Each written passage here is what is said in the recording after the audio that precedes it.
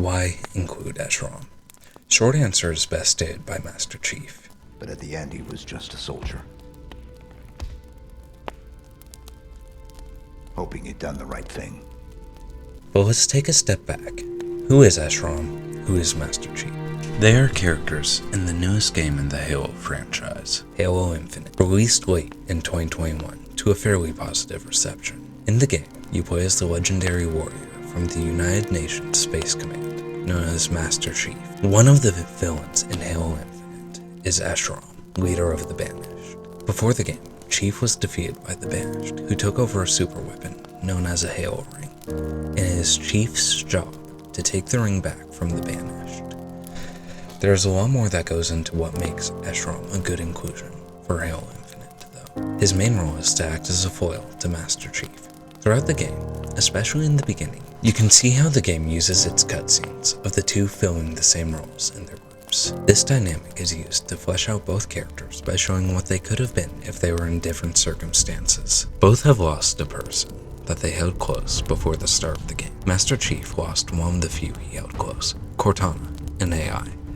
After being tasked with killing her, he carries with him the weapon, another Cortana that was made to kill the original. Escharum has lost the greatest disciple he had, Atriox.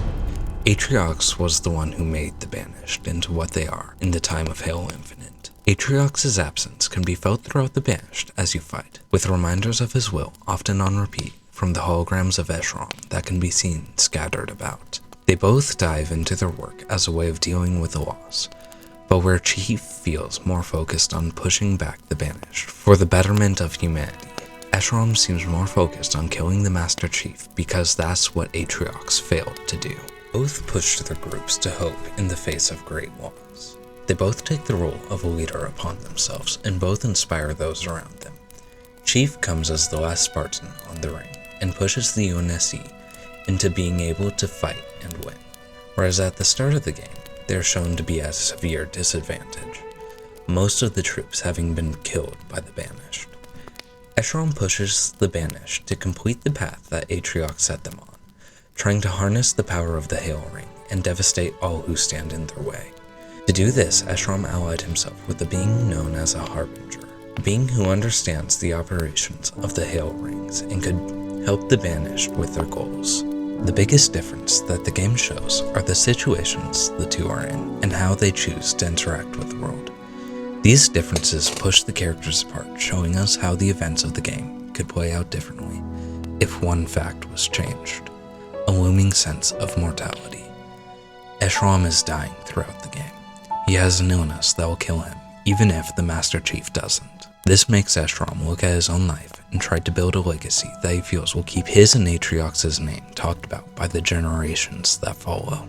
Chief has aged throughout the series, but he still feels like he's in his physical prime, well into being nearly 50 years old. He doesn't seem to worry about his own death, and throughout the games he takes time to comfort the two characters he's grown close to.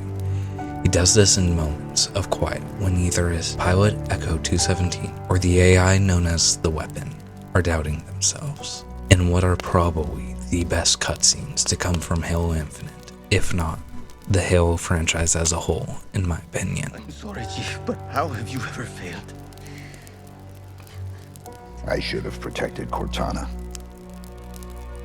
Stopped everything from going wrong. I failed her. I will not fail you.